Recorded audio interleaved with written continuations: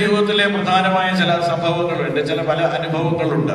ദൈവകൃപയാൽ ഞാൻ 25 വർഷമായി ശുശ്രൂഷയിൽ ആയിത്തീർന്നിട്ട് ദൈവത്തിലെ ചർച്ചിൽ നിന്ന് എന്റെ വീട്ടിലേക്ക് പോകുമ്പോൾ ഞങ്ങളുടെ അടുത്തൊരു ജംഗ്ഷൻ ഉണ്ട്, പുയ്യക്കര ജംഗ്ഷൻ എന്ന് പറയും. ആ ജംഗ്ഷന്റെ വളവ് തിരിഞ്ഞു വേണം എന്റെ ഭവനത്തിലോട്ട് പോകാൻ. അവിടെ കുറെ കടകളുണ്ട്.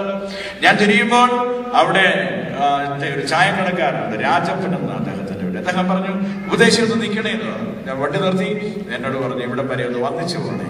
ഞാൻ ആ കടയിൽ കയറി എന്നോട് പറഞ്ഞു പള്ളിയിൽ നിന്ന് വരികയല്ലേ, അതുകൊണ്ട് ഒരു ചായ ഒക്കെ കുടിച്ചിട്ട് പോകാം. അപ്പൊ ഞാൻ ഇരുന്ന് കഴിഞ്ഞപ്പോൾ അവിടെ കടയുടെ ഒരു സൈഡിൽ ഒരു യൗവനക്കാരൻ ഇരിക്കുന്നു. അദ്ദേഹത്തിന്റെ പേര് സലിമൻ. അപ്പോൾ ഈ രാജപ്പൻ എന്ന് പറയുന്ന ഈ കടക്കാരൻ എന്നെ പരിചയപ്പെടുത്തി, ഇത് സലിമാണ്. അദ്ദേഹം എന്നോട് ചോദിച്ചു പ്രാർത്ഥിക്കുന്ന ആരെങ്കിലും ഉണ്ട് ഒന്ന് പരിചയപ്പെടുത്തി കൊടുക്കണം. സലിം എന്ന് പറയുന്ന ആള് ഹിന്ദുവാണ്, ഈഴവനായ ഒരു മനുഷ്യനാണ്. എനിക്ക് ക്ഷണിക്കേണ്ടി വന്നു. എന്നോട് പറഞ്ഞു എന്റെ പേര് സലീം എന്നായി, എനിക്ക് പ്രാർത്ഥിക്കാനായി ചില വിഷയമുണ്ട്, അതിനാ ഞാൻ പ്രാർത്ഥനയ്ക്കായി ഉപദേശിമാരെ അന്വേഷിച്ചപ്പോൾ ഇവിടുത്തെ ആള് പറഞ്ഞു രാജു ഉപദേശി ഇപ്പൊ ഒരു പരിചയപ്പെടുത്തി എന്റെ പേര് സലീം എന്ന് പറഞ്ഞു. ഒടുവിൽ അദ്ദേഹം എന്നോട് പറഞ്ഞു എനിക്കൊരു പ്രാർത്ഥന വിഷയമുണ്ട്, അത് ഞാനിപ്പോൾ സമൂഹത്തിൽ പറയുന്നില്ല, പിന്നെ ഞാൻ പറഞ്ഞോളാം, പക്ഷെ എനിക്ക് വേണ്ടി ഉപദേശി ഇന്ന് മുതൽ പ്രാർത്ഥിക്കണം. ഞങ്ങൾക്കൊരു നല്ല പരിചയമുണ്ട്, ഞാൻ ഇടവേടെ അവിടുത്തെ സുവിശേഷം ചുറ്റുപാടുള്ള എല്ലാ പ്രാർത്ഥനാ വിഷയം എന്റെ അടുക്ക വരും. അതുകൊണ്ട് ഞങ്ങളൊരു ബുക്ക് വെച്ചിട്ടുണ്ട്. ആ ബുക്കിൽ ഏത് പ്രാർത്ഥനാ വിഷയം എഴുതി ഞാനും എന്റെ ഭാര്യയും രാത്രിയിൽ എവിടെ പോയി തിരിച്ചു വന്നാലും അത് പ്രാർത്ഥിക്കുന്ന പതിവാണ്. അങ്ങനെ ഈ സലീമും ഞങ്ങളുടെ പ്രാർത്ഥന ബുക്കിൽ കയറി പ്രാർത്ഥന ഇങ്ങനെ നടന്നുകൊണ്ടിരുന്നു. ഏകദേശം ഒരു മാസം കഴിഞ്ഞു. ഞാൻ പുന്നവേലി എന്ന് പറയുന്ന സ്ഥലത്ത് ഒരു മീറ്റിംഗ് കഴിഞ്ഞ് എന്റെ ഭവനത്തിൽ വന്ന് പ്രാർത്ഥനയ്ക്കായിട്ട് ഞങ്ങൾ രാത്രിയിൽ എന്റെ ഭാര്യയുമായിട്ട് ഇരുന്നു. ഏകദേശം 12 മണി കഴിഞ്ഞു. പ്രാർത്ഥനയിൽ ഞങ്ങൾ ഇരുന്ന് കഴിഞ്ഞപ്പോൾ പ്രാർത്ഥന കഴിഞ്ഞപ്പോൾ എന്റെ ഉള്ളിൽ ഒരു ചെറിയൊരു ആഗ്രഹം, സലീമിനെ പെട്ടെന്ന് പോയി കാണുക എന്നുള്ളതാണ് അതിൻ്റെ അകത്തെ വലിയൊരു ദൗത്യം. അപ്പോൾ ദൈവത്തിന്റെ ആത്മാവിനെ ഹേമിക്കുന്നു സലീമിനെ കാണാൻ. സലീം 12 മണി കഴിഞ്ഞ് എന്റെ ഭാര്യയോട് പ്രാർത്ഥന കഴിഞ്ഞാൽ പറഞ്ഞു സലീമിന്റെ അവിടെ വരെ പോവുക.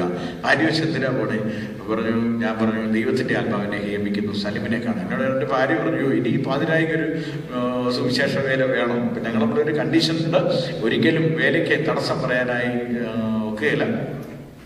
ഒടുവിൽ അദ്ദേഹത്തിന്റെ അനുമതി കിട്ടി. ഞങ്ങൾ ഒരുമിച്ച് പ്രാർത്ഥിച്ച് ഞാൻ സലീമിന്റെ വീട്ടിൽ ചെന്ന് എന്റെ ബൈക്ക് ഇറക്കി ഞാൻ സലീമിന്റെ വീടിന്റെ റോഡിന്റെ സൈഡിൽ നിന്നപ്പോൾ സലീമിന്റെ വീട്ടിൽ വെളിച്ചമുണ്ട്. ഈ ബൈക്കിന്റെ ശബ്ദം കേട്ടുകൊണ്ട് സലീം പെട്ടെന്ന് ഇറങ്ങി വന്നിട്ട് എന്നോട് ചോദിച്ചപ്പോൾ ഞാൻ സലീമിനെ കണ്ടു. സലീമിന്റെ കണ്ണൊക്കെ ചുവന്നിരിക്കുന്നു, കവളൊക്കെ ഇങ്ങനെ തൊടുത്തിങ്ങനെ നല്ല വെളുത്ത നല്ല സുന്ദരനായ ചെറുപ്പക്കാരൻ. എന്നോട് ചോദിച്ചു എന്തിനാ ഉപദേശിച്ച് ഈ അർദ്ധരാത്രിക്ക് വന്നേ? ഞാൻ ചോദിച്ചു താനെന്തിനെ കരയുന്നേ? ഞാൻ പറഞ്ഞു ദൈവത്തിന്റെ ആത്മാവിനെ ഹേമിച്ചിട്ട് വന്ന ഈ മനുഷ്യനോടെ തന്നെ പൊട്ടിക്കരഞ്ഞു അവിടെ ആ തെരുവീതിയിൽ നിന്ന്. എന്നിട്ട് എന്റെ മാറോട് ചാരി എന്നിട്ട് പറഞ്ഞു ഇങ്ങനെ എന്റെ അവസ്ഥ അറിഞ്ഞ് ഇങ്ങനെ അയക്കുന്ന ഒരു ദൈവമുണ്ടോ? ഈ ദൈവം എത്ര വലിയ ദൈവമാ എന്താ മനുഷ്യൻ ആ രാത്രി പറഞ്ഞിട്ട് എന്നെ ബലമായി കൈക്ക് പിടിച്ചുകൊണ്ട് അദ്ദേഹത്തിന്റെ മുറിക്കകത്ത് കയറി. അദ്ദേഹത്തിന്റെ മുറിക്കകത്ത് കയറിയപ്പോൾ കണ്ട ഒരു പ്ലാസ്റ്റിക് ചാരൻ അദ്ദേഹം ഒരുക്കി വെച്ചിരിക്കുക. എന്നോട് പറഞ്ഞു ഉപദേശി 15 മിനിറ്റിനുള്ളിൽ ഞാൻ ഈ ലോകത്തിൽ നിന്ന് മാറ്റപ്പെടാൻ തയ്യാറാകുകയാണ്, അതിനുവേണ്ടി എല്ലാ സന്നാഹങ്ങളും എഴുത്തുവരെ എഴുതി ഞാൻ ഒരുക്കി വെച്ചിരിക്കുക. അന്നേരം ഉപദേശിയുടെ ബൈക്കിന്റെ സൗണ്ട് കേട്ട് ഞാൻ ഇറങ്ങി ആരാന്ന് നോക്കാൻ. എന്നോട് ആ രാത്രി പറഞ്ഞു എന്റെ അവസ്ഥയെ അറിഞ്ഞ് പ്രവർത്തിക്കുന്ന ഒരു സ്വർഗത്തിലെ ദൈവമുണ്ടെങ്കിൽ ആ കർത്താവിനെ എനിക്ക് വേണം. Praise the Lord. അന്ന് രാത്രിയിൽ ഹല്ലേലൂയ ഈ സലീം മുട്ടുമടക്കി കർത്താവായി യേശുക്രിസ്തുവിനെ സ്വന്തം രക്ഷിതാവായി സ്വീകരിച്ചു. Praise the Lord. കാരണം അതിന് പല കാരണങ്ങളും അദ്ദേഹത്തിന്റെ മരണത്തിന് തന്റെ അവിടെ നിൽക്കേണ്ട. പക്ഷേ ആ രാത്രിയിൽ ദൈവം എന്നെ ഹേമിച്ചപ്പോൾ ഇറങ്ങി പുറപ്പെട്ടില്ലായിരുന്നുവെങ്കിൽ ആ രക്തം എന്റെ മേൽ ഇന്നും ഇവിടെ ഹല്ലേലൂയ ചോദിച്ചുകൊണ്ടിരുന്നേനെ, അത് കരഞ്ഞുകൊണ്ടിരുന്നേനെ.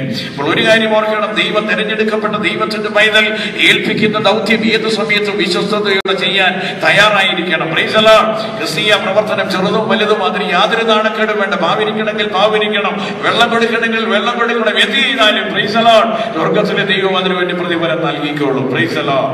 നീ ദൈവത്തിന് വേണ്ടി നിലനിൽക്കുന്ന ദൈവമായില്ലെങ്കിൽ ആർക്കും കടക്കാരനല്ലാത്ത ദൈവം തിരിച്ച് നമുക്ക് വേണ്ടി നിലനിൽക്കും. വേദപുസ്തകം പഠിച്ചാൽ വളരെ വ്യക്തമാണ്. എലീശായുടെ അടുക്കൽ പ്രവാചക ശിഷ്യന്റെ ഭാര്യമാരിൽ ഒരുത്തി എന്നിട്ട് പറഞ്ഞു, എന്റെ ഭർത്താവ് ദൈവഭക്തനാ, പക്ഷെ മരിച്ചുപോയി. ഇപ്പോൾ കടക്കാർ വന്ന് നിൽക്കുകയാണ് എന്റെ മക്കളെ പിടിച്ചുകൊണ്ടുപോകാൻ. നീ ആ പ്രശ്നത്തിൽ നിന്ന് ഒഴിവായിരിക്കാൻ പാടില്ല എന്നായി സ്ത്രീ പറഞ്ഞു. ശരിയാ, പ്രൈസ് ദി ലോർഡ്, ഹല്ലേലൂയ. എലീശായുടെ ടീമിലെ അംഗമെന്ന നിലയ്ക്ക് വിശ്വസ്തയോടുകൂടെ പ്രവർത്തിച്ച ആ കുടുംബത്തിനൊരു കടം വന്നപ്പോൾ ഇപ്പോൾ എലീശായോട് പറഞ്ഞു, നിനക്കിതിൽ നിന്ന് മാറി നിൽക്കാൻ കഴിയുകയില്ല. ഒരു കാര്യം വ്യക്തമാണ്, എലീശായുടെ ടീമിൽ വിശ്വസ്തയോടുകൂടെ നിലനിന്ന ഈ സുവിശേഷകന് വേണ്ടി ആ പ്രവാചകൻ പ്രവർത്തിച്ചുവെങ്കിൽ, ഹല്ലേലൂയ, സ്വർഗത്തിലെ ദൈവത്തിന് വേണ്ടി വിശ്വസ്തയോടെ നിന്നാൽ നിനക്ക് വേണ്ടി തിരിച്ചത്ഭുതം ചെയ്യുന്ന ഒരു ദൈവമുണ്ട്. Hallelujah, praise the Lord. ദൈവത്തിന് നന്ദിയോടെ സ്തോത്രം ചെയ്യട്ടെ. ഞാൻ വിഷയത്തിലേക്ക് മടങ്ങി വരികയോ, വിഷയത്തിലേക്ക് കയറിയില്ല ഇതുവരെ.